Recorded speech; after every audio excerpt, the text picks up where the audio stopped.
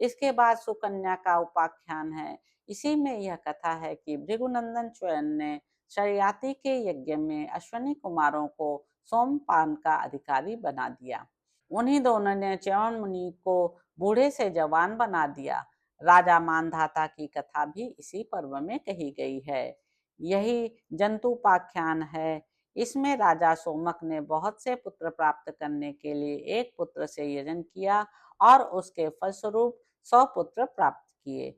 इसके बाद शेन और कपोत का सर्वोत्तम उपाख्यान है। इसमें इंद्र और अग्नि राजा शिव के धर्म की परीक्षा लेने के लिए आए हैं। इसी पर्व में अष्टावक्र का चरित्र भी है, जिसमें बंदी के साथ जनक के यज्ञ में ब्रह्मर्षि अष्टावक्र के शास्त्रार्थ का वर्णन है। वह बंदी वरुण का पुत्र था और न्यायिकों में प्रधान था। उसे महात्मा अष्टावक्र ने वाद विवाद में पराजित कर दिया। महर्षि अष्टावक्र ने बंदी को हराकर समुद्र में डाले हुए अपने पिता को प्राप्त कर लिया। इसके बाद यवकीर्त और महात्मा रैभ्य का उपाख्यान है।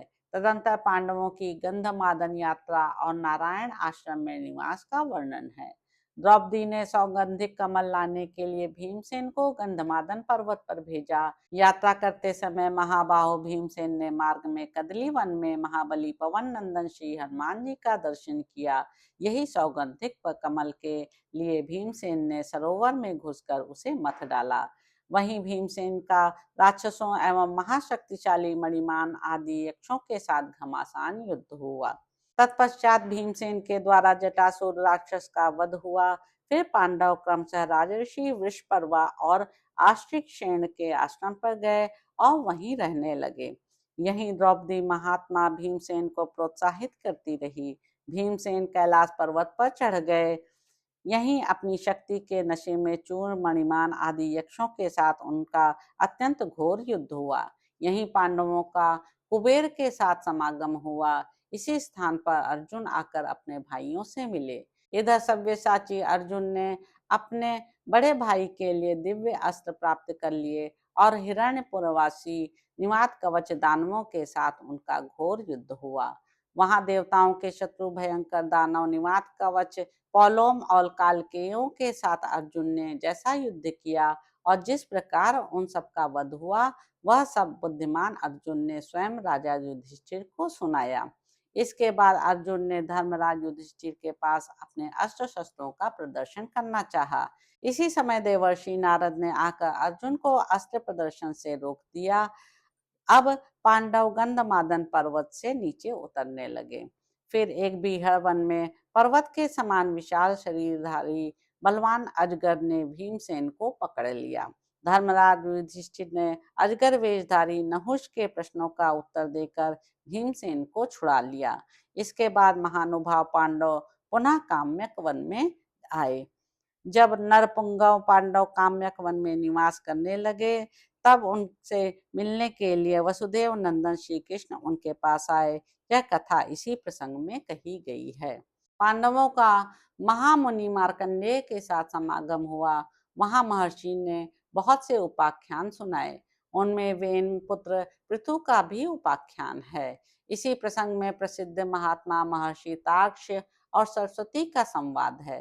तदंतर मत्स्योपाख्यान भी कहा गया है। इसी मार्कंडेय समागम में पुराणों की अनेक कथाएं, राजा इंद्रद्युम्न का उपाख्यान तथा धुंधुमार की कथा भी है। प्रतिव्रता का और आंगिरस का उपाख्यान भी इसी प्रसंग में है। द्रौपदी का सत्यभामा के साथ संवाद भी इसी में है। तदंतर धर्मात्मा पांडव पुनः द्वैत वन में आए। कौरवों ने घोष यात्रा की और गंधर्वों ने दुर्योधन को बंदी बना लिया। वे मंदमती दुर्योधन को कैद करने के लिए जा रहे थे कि अर्जुन ने युद्ध करके उसे छुड़ा लिया। इसके बाद धर्मराज युधिष्ठिर को स्वप्न में हरिण के दर्शन हुए। इसके पश्चात पांडव गण काम्यक नामक श्रेष्ठ वन में फिर से गए। इसी प्रसंग में अत्यंत विस्तार के साथ व्रीहि द्रोणिक उपाख्यान भी कहा गया है।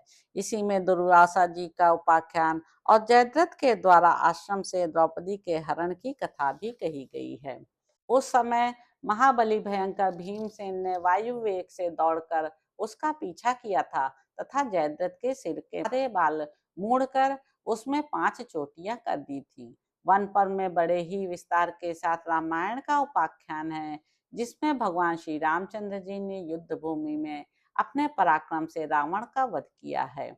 इसके बाद ही सावित्री का उपाख्यान और इंद्र के द्वारा कर्ण को कुंडलों से वंचित कर देने की कथा है। इसी प्रसंग में इंद्र ने प्रसन्न होकर कर्ण को एक शक्ति दी थी, जिससे कोई भी एक वीर मारा जा सकता था, और उनसे वरदान प्राप्त कर पांडवों ने पश्चिम दिशा की यात्रा की। यह तीसरे वन पर्व की सूची कही गई है। इस पर्व में गिनकर 269 अध्याय कहे गए हैं। 11,664 श्लोक इसी पर्व में हैं। इसके बाद विराट पर्व की विस्तृत सूची सुनो। पांडवों ने विराट नगर में जाकर शमशान के पास एक विशाल शमी का वृक्ष देखा। उसी पर उन्होंने अपने सारे अस्त्र शस्त्र रख दिए। तदंतर उन्होंने नगर में प्रवेश किया और छद्म वेश में वहां निवास करने लगे। कीचक स्वभाव से ही दुष्ट था। द्रौपदी को देखते ही उसका मन काम बाण से घायल हो गया।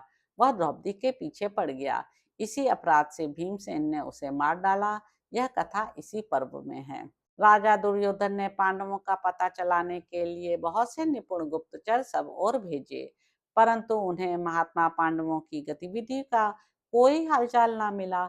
इन्हीं दिनों तिगर्तों ने राजा विराट की गौओं का प्रथम बार अपहरण कर लिया। राजा विराट ने त्रिगर्तों के साथ रोंगटे खड़े कर देने वाला घमासान युद्ध किया। त्रिगर्त विराट को पकड़ कर लिए जा रहे थे, किंतु भीमसेन ने उन्हें छुड़ा लिया। साथ ही पांडवों ने उनके गोधन को भी त्रिगर्तों से छुड़ा लिया। इसके बाद ही कौरवों ने विराट नगर पर चढ़ाई करके उनकी गायों को लूटना प्रारंभ कर दिया।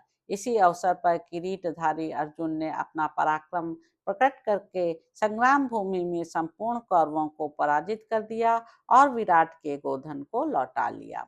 पांडवों के पहचाने जाने पर राजा विराट ने अपनी पुत्री उत्तरा शत्रुघाती सुभद्रा नंदन अभिमन्यु से विवाह करने के लिए पुत्रवधू के रूप में अर्जुन को दे दी। इसी प्रकार इस चौथे विराट पर्व की सूची का विस्तार पूर्वक वर्णन किया गया।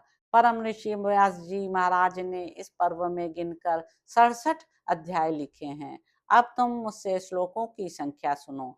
इस पर्व में 2050 श्लोक वेदवेत्ता महर्षि वेदव्यास ने कहे हैं। इसके बाद पांचवा उद्योग पर्व समझना चाहिए। अब तुम उसकी विशेष सूची सुनो। जब पांडव उपप्लव्य नगर में रहने लगे, तब दुर्योधन और अर्जुन विजय की आकांक्षा से भगवान श्री कृष्ण के पास उपस्थित हुए। दोनों ने ही भगवान श्री कृष्ण से प्रार्थना की कि आप इस युद्ध में हमारी सहायता कीजिए। इस पर महामना श्री कृष्ण ने कहा, दुर्योधन और अर्जुन, तुम दोनों ही श्रेष्ठ पुरुष हो। मैं स्वयं युद्ध न करके एक का मंत्री बन जाऊंगा और दूसरे को एक अक्षौहिणी सेना दे दूंगा। अब तुम ही दोनों निश्चय करो कि किसे क्या दूं। अपने स्वार्थ के संबंध में अनजान एवं खोटी बुद्धि वाले दुर्योधन ने एक अक्षौहिणी सेना मांग ली और अर्जुन ने यह मांग की कि श्री कृष्ण युद्ध भले ही न करें, परंतु मेरे मंत्री बन जाएं। मध्य देश के अधिपति राजा शल्य पांडवों की ओर से युद्ध करने आ रहे थे, परंतु दुर्योधन ने मार्ग में ही उपहारों से धोखे में डालकर उन्हें प्रसन्न कर लिया और उन वरदायक नरेश से यह वर मांगा कि मेरी सहायता कीजिए। शल्य ने दुर्योधन से सहायता की प्रतिज्ञा कर ली। इसके बाद वे पांडवों के पास गए और बड़ी शांति के साथ सब कुछ समझा बुझाकर सब बातें कह दी। राजा ने इसी प्रसंग में इंद्र की विजय की कथा भी सुनाई। पांडवों ने अपने पुरोहित को कौरवों के पास भेजा। धृतराष्ट्र ने पांडवों के पुरोहित के इंद्र विजय विषयक वचन को साधारण श्रवण करते हुए उनके आगमन के औचित्य को स्वीकार किया। तत्पश्चात परम प्रतापी महाराज धृतराष्ट्र ने शांति की इच्छा से दूत के रूप में संजय को पांडवों के पास भेजा। जब धृतराष्ट्र ने सुना कि पांडवों ने श्री कृष्ण को अपना नेता चुन लिया है और वे उन्हें आगे करके युद्ध के लिए प्रस्थान कर रहे हैं, तब चिंता के कारण उनकी नींद भाग गई। वे रात भर जागते रह गए। उस समय महात्मा विदुर ने मनीषी राजा धृतराष्ट्र को विविध प्रकार से अत्यंत आश्चर्यजनक नीति का उपदेश दिया। उसी समय महर्षि सनत सुजात ने खिन्न चित्त एवं शोक विह्वल राजा धृतराष्ट्र को सर्वोत्तम अध्यात्म शास्त्र का श्रवण कराया। प्रातःकाल राजसभा में संजय ने राजा धृतराष्ट्र से श्री कृष्ण और अर्जुन के एकात्म तथा मित्रता का भली भांति वर्णन किया। इसी प्रसंग में यह कथा भी है कि परम दयालु सर्वज्ञ भगवान श्री कृष्ण दया भाव से युक्त हो शांति स्थापन के लिए संधि कराने के उद्देश्य से स्वयं हस्तिनापुर नामक नगर में पधारे। यद्यपि भगवान श्री कृष्ण दोनों ही पक्षों का हित चाहते थे और शांति के लिए प्रार्थना कर रहे थे, परंतु राजा दुर्योधन ने उनका विरोध कर दिया। इसी पर्व में दंभोद्भव की कथा कही गई है और साथ ही महात्मा माताली का अपनी कन्या के लिए वर ढूंढने का प्रसंग भी है। इसके बाद महर्षि गालव के चरित्र का वर्णन है। साथ ही विदुला ने अपने पुत्र को जो शिक्षा दी है वह भी कही गई है।